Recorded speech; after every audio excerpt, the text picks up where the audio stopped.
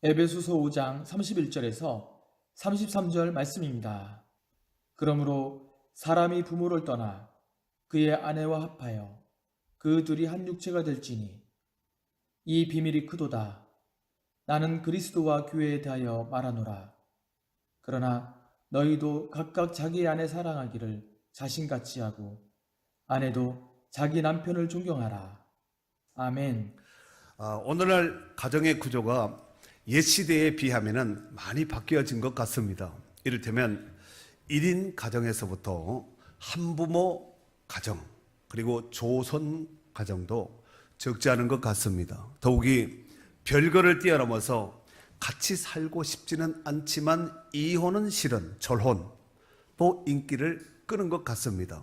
하지만 최근에는 남남 여여 결혼을 마다하지 않고 동성애를 포함한 짐승과도 결혼할 수 있다, 이렇게 선호하는 사람들이 제법 많이 나타나고 있는 것 같습니다. 하지만 성경적인 결혼 기념의 기본 패턴은 남남여여가 아니라 남여입니다.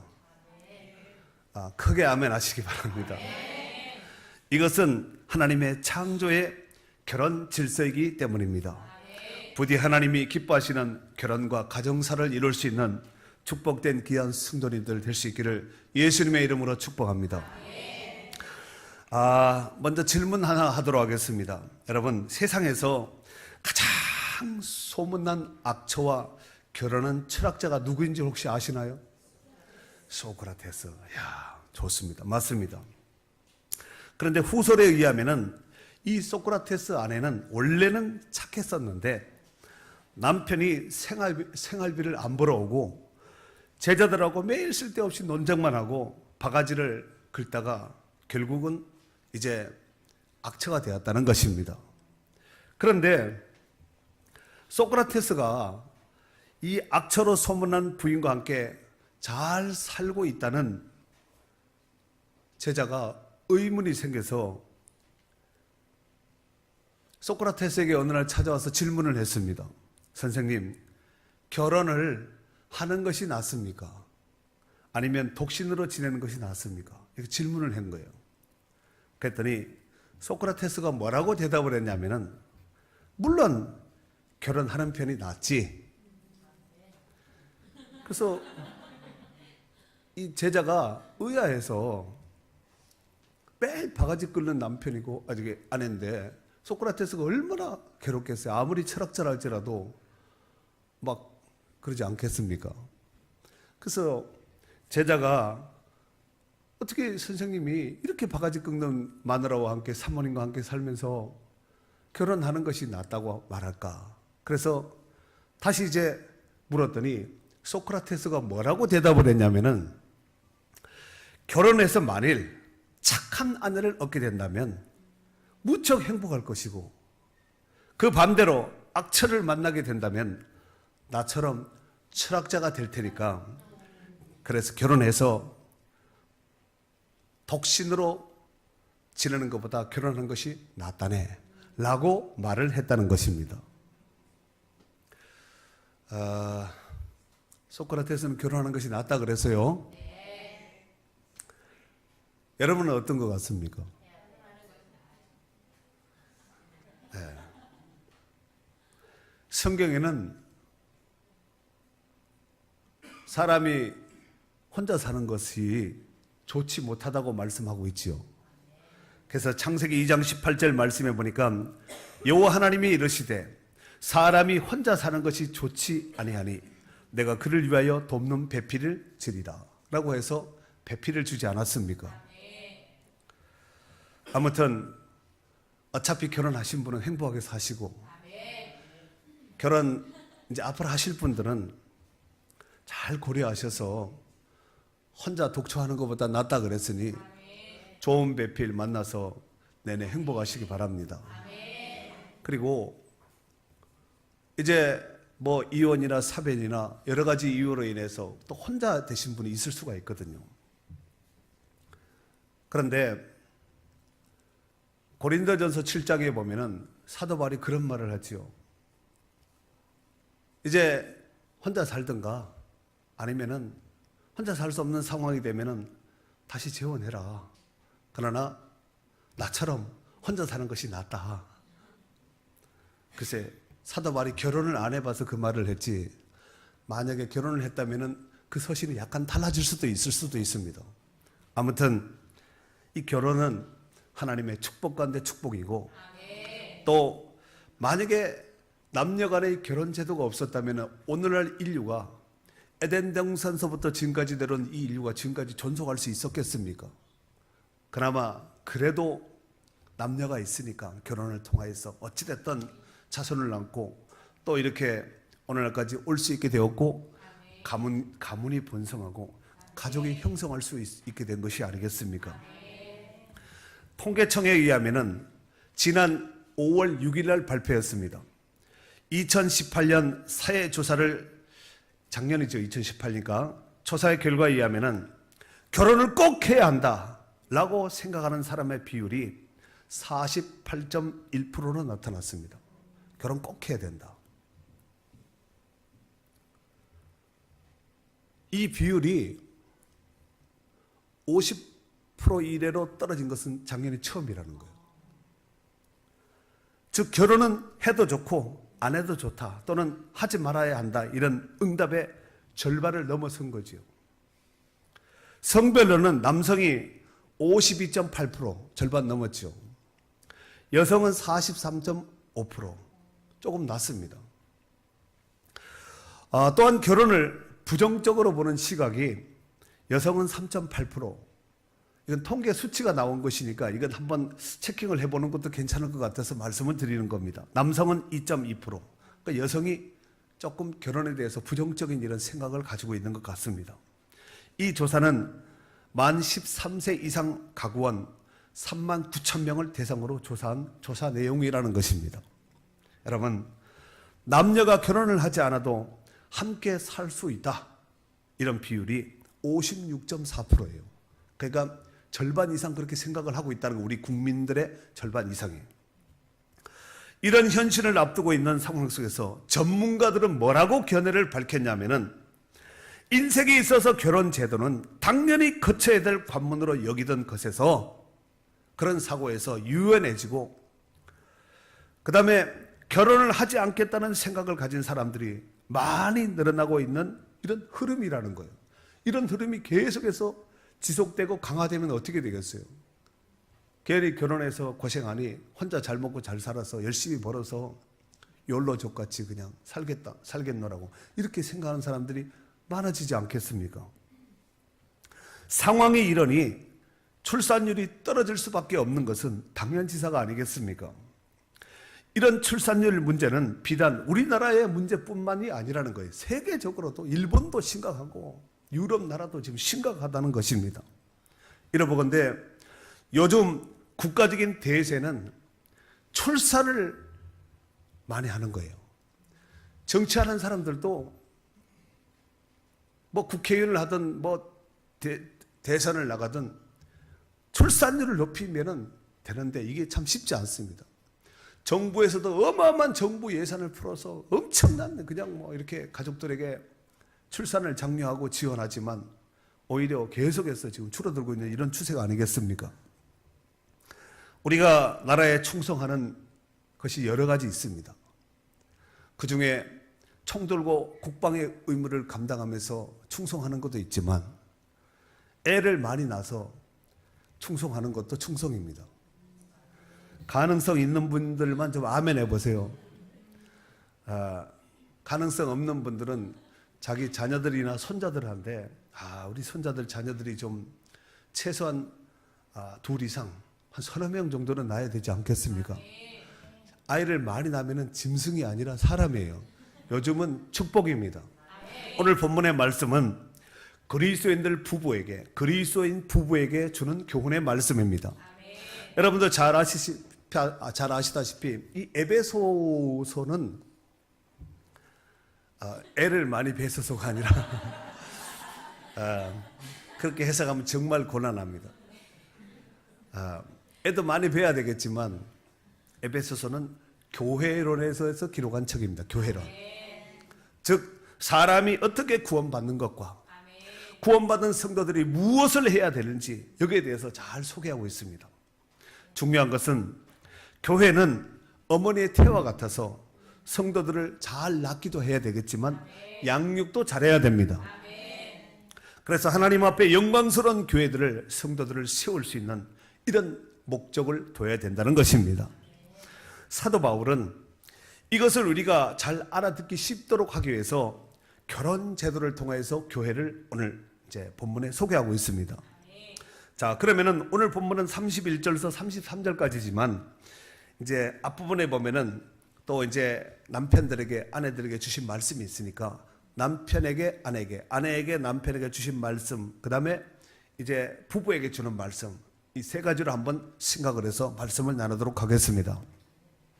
먼저 22절에서 24절에 보면은 아내들에게 주는 권면의 말씀입니다.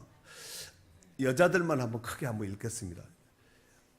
여자분들만 시작. 아내들이여 자기 남편에게 복종하기를 주께 하듯 하라. 이는 남편이 아내의 머리됨이 그리스도께서 교회의 머리됨과 같으니 그가 바로 몸의 구주시니라. 그러므로 교회가 그리스도에게 하듯 아내도 범사에 자기 남편에게 복종할지니라.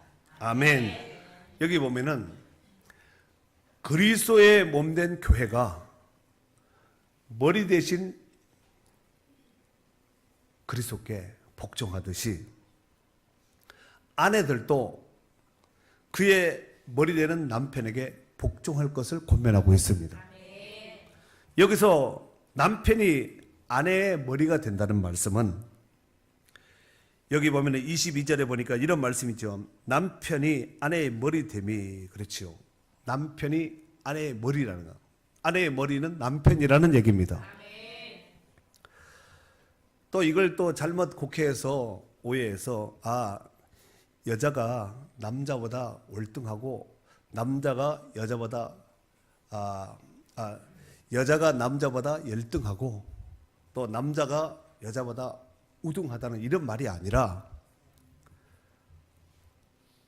우리가 이제 하나님이 창조하신 그 질서를 우리가 잘 생각을 해 보셔야 됩니다. 여자는 어디서 왔나요? 남자의 몸에서 갈빗대로 하나님께서 만드신 것이죠. 그 창조의 질서를 얘기하는 거예요.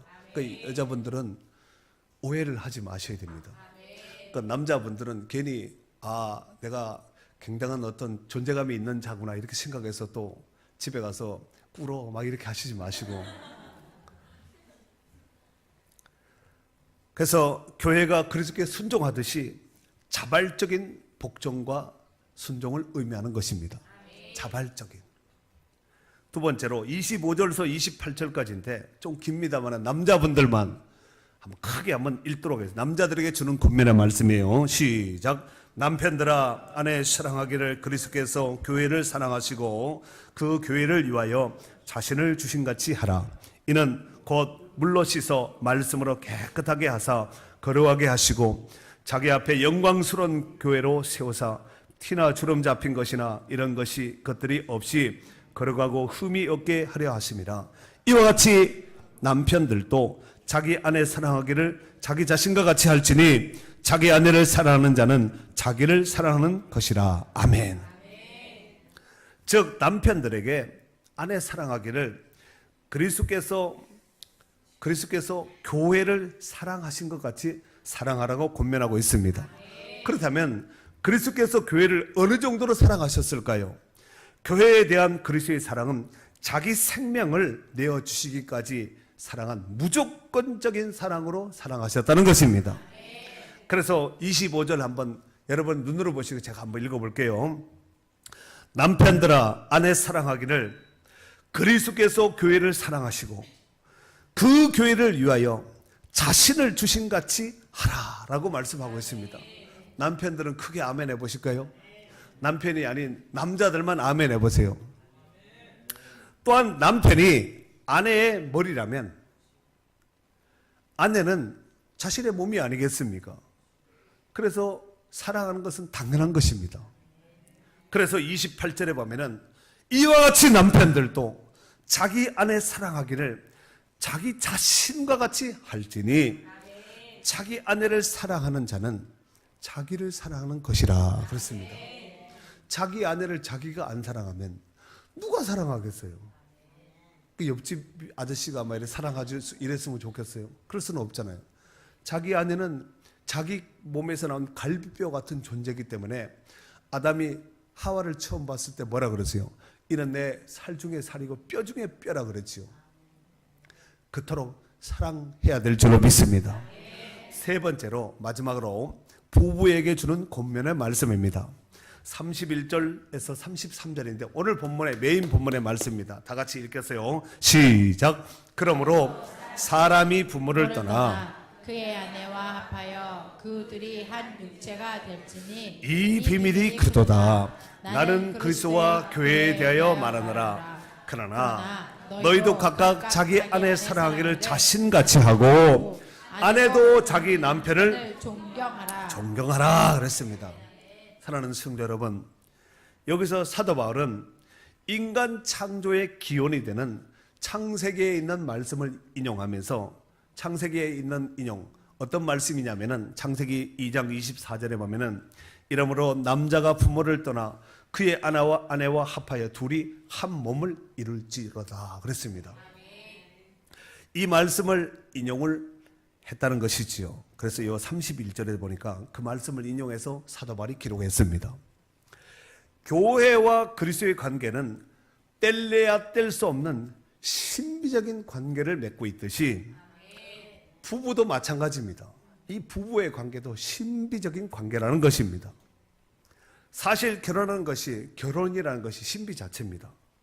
전혀 모르는 두 사람이 남남이 서로 만나서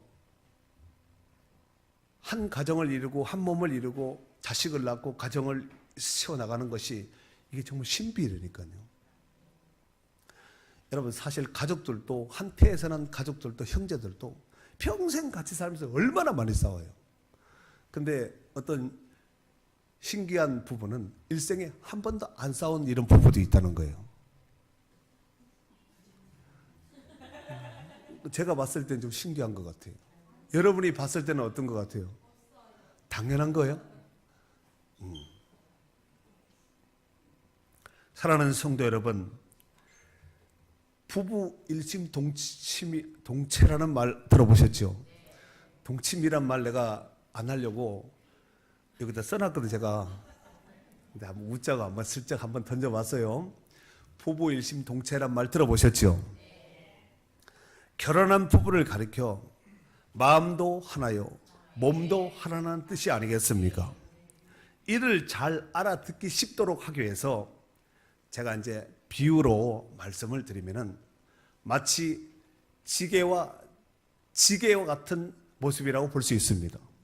여러분 세상에서 여러분 지게 저 보셨죠? 어렸을 때 제가 어렸을 때 지게를 조금 덜 졌으면은 제가 키가 한 요만큼 더 컸을 텐데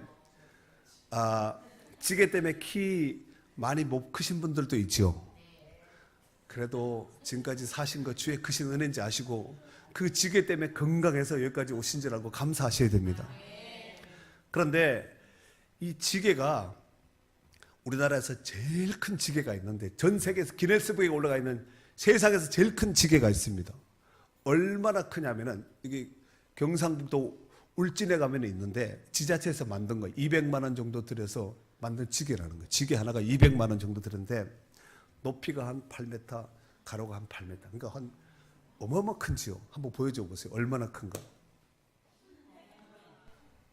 지게가 지게 되려면 반드시 필요한 것이 뭐냐면은 지게 작대기가 있어야 돼요. 지게는 절대로 혼자 설 수 없는 거 아시지요?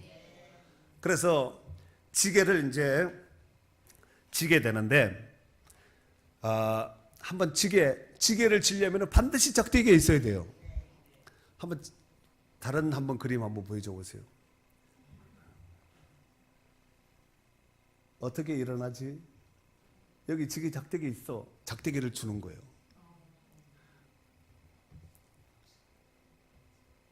지게 작대기 없이는 홀로 서 있을 수가 없습니다. 그리고 큰 짐을 지고 일어나려면 지게작대기 없으면 절대로 일어날 수가 없습니다. 남편이 큰 일을 하려면 아내가 지게작대기 역할을 해줘야 됩니다. 그걸 가지고 전문용어로 뭐라 그러지요? 내조. 가벼운 짐은 지게작대기 없이도 연탄 한 장 올려놓고 지게작대기 안 매도 돼요. 안 해도 돼요. 그냥 일어나면 되지요. 그러나 무거운 짐을 지고는 지게작대기 없이는 절대로 일어날 수 없습니다. 또 짐을 지고 일어났다고 해서 지게작대기 필요 없다고 내버려서는 절대로 안 됩니다. 짐을 옮길 때에도 지게작대기는 반드시 들고 가야 됩니다. 귀찮더라도 들고 가야 됩니다. 그리고 지게를 이제 짐을 지고 갈 거 아니에요. 그 짐을 지고 가다 힘들면 어떻게 해야 돼요? 쉬어야 되죠. 그때 뭐가 필요하냐면은 지게작대기 필요한 거예요. 반드시 있어야 됩니다. 지게작대기. 만약에 항아리 싣고 지금 이건 나무지만 항아리 싣고 지게작대기 없이 아유 힘들다고 내려놓으면은 앞으로 가든 뒤로 가든 쓰러지면은 하루 종일 일한 거 다 꽝입니다. 의미가 없습니다. 그러니까 지게작대기는 쉬어도 지게작대기가 필요하고 짐을 다 지고 갈 때도 꼭 이걸 챙겨서 가야 되고, 그러니까 짐을 진 지게장수가, 지게꾼이 어떤 상황이라 할지라도 지게와 지게작대기는 한 발로 움직일 때 재구시를 할 수 있다는 것입니다.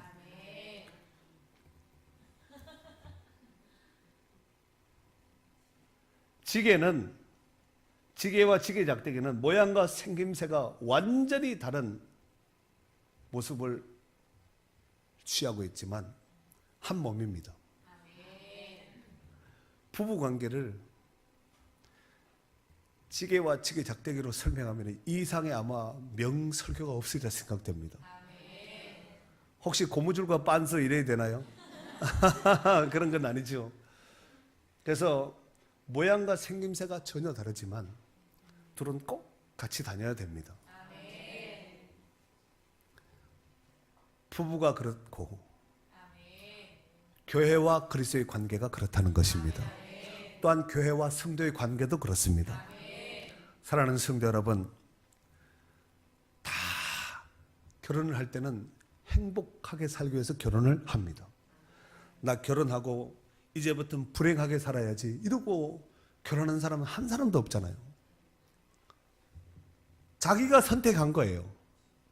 자기가 선택했고 그 사람과 영원토록 죽을 때 같이 행복하게 살기 위해서 결혼하는 것이 아니겠습니까?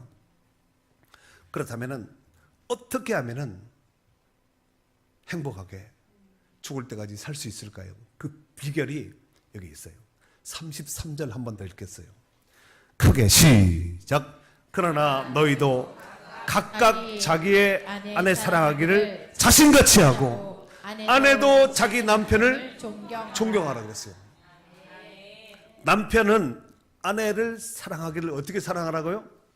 자기 자식같이 사랑하고, 아내도 자기 남편을 어떻게 하라고요? 존경하라 그랬습니다. 문제는 아내들은 자기 남편에게 사랑받는 존재가 돼야 됩니다. 남편이니까 무조건 사랑해 주겠지. 물론 성경적으로 그렇죠. 그러나 한 번 더 고민을 해서 사랑받는 존재가 될 수 있도록 해야 됩니다. 공감하시면 아멘 해보세요. 남편들 한번 아멘 해보세요. 그리고 남편들도 자기 아내에게 존경을 받도록 해야 합니다. 그러려면 고민을 또 좀 해봐야 됩니다. 성경에서 이것을 잘한 사람이 있습니다. 자기 남편에게 사랑받고 또 남편을 아주 극대히 존경했던 아브라함의 아내 사라. 베드로전서 3장 6절 말씀에 보면은 사라가 아브라함을 주라 칭하여 순종한 것 같이 그랬습니다. 주라는 말은 내 인생의 주인이라는 얘기예요. 내 인생의 생사 여탈권을 쥐고 계신 분이 당신입니다 하고 주여 하고 이렇게 불렀다는 것입니다. 이것은 여자들이, 아내들이 이것이 되면은 사랑받는 존재가 되고, 아멘. 그래서 그런 사랑받는 아내는 별로 치장을 안 해도, 치장을 하지 말란 얘기가 아니라 세상에서 가장 행복한 사람은 사랑받는 사람이잖아요. 그런 존재가 된다면은 그 부부는, 그 가정은 얼마나 행복해지겠습니까? 은퇴자들에게 물었습니다. 은퇴하신 분들, 당신은 누구와 함께 있을 때 가장 즐거우시나요? 이게 질문입니다. 그랬더니 남성이 꼽은 1위는 33%인데 배우자라 그랬어요. 배우자나 있을 때 제일 좋습니다. 여성은 좀 달랐어요. 당신은 누구와 함께 있을 때 가장 즐거우시나요? 1위가 자녀입니다. 31%. 남자들 생각 좀 해볼 필요가 있다고 생각합니다. 그럼 믿는 여러분들에게 다시 한번 질문을 해보도록 하겠습니다. 여러분은 누구와 함께 있을 때 가장 즐거우시나요? 네? 믿음이 좋아요. 보통 믿음이 아니에요. 남편도 자녀도 아닌, 아내도 자녀가 아닌 주님과 함께 있으면 최고 좋으신가요? 세상에. 존경합니다. 물론 이것은 또 다른 각도겠지요. 여러분, 주와 함께라면 이 사람은 세상에서 가장 복된 자입니다. 사랑하는 성도 여러분, 세상에서 가장 아름다운 부부, 세상에서 가장 행복한 가정이 되고 싶지 않습니까? 그렇게 하려면은 오늘 말씀 아까 33절 읽었지요. 아내는 어떻게 하라고요? 남편은 아내를 어떻게 하라고요? 자신같이 사랑하고, 그 다음에 아내는 자기 남편을 어떻게 하라고요? 존경하라 그랬습니다. 이것이 되면은 그 집안은 되는 집안입니다. 모쪼록 부부간에 서로 지게와 지게 작대기 같이 서로 일심동체가 되어서 서로 사랑하고 서로 존경하는 관계가 되어서 아름다운 부부요, 아름다운 가정을 이루고 또 행복한 가문을 세워나갈 수 있는 복 있는 성도들이 될 수 있기를 예수님의 이름으로 축원합니다.